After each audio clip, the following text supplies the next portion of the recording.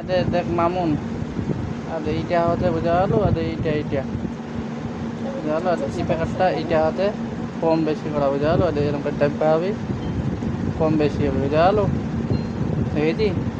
আর এই যে বিচেরটা হতে এটা হাতে বরফ জমা নিয়ে এটা কম বেশি হবে, দেখেছি। একবার দাবি দিল 1 হয়ে গেল, ফের একবার দাবলো 2 হলি, ফের একবার দাবলো 3 হলি। এরকম বাড়িতে থাকবি, 2-3 থুয়া হবে বুঝতে পারলো।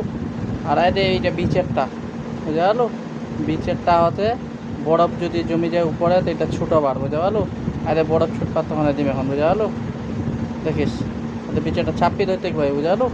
বিচের প্রথমটা এই দেখে কেরম চিহ্ন আগে দেখলো, টপ টপ করে মনে হয় না বরফের কিংবা নিশান আছে গিয়েছে না। এখন বরফ লাভিনি ভেতরকার ছুটে পড়বে, ভেতরকার বলতে বোঝা যাচ্ছে এদের ইটার, আরে আরে এটার বরফ জমে গেছে না চাইরে পাখা, এই যে বরফ না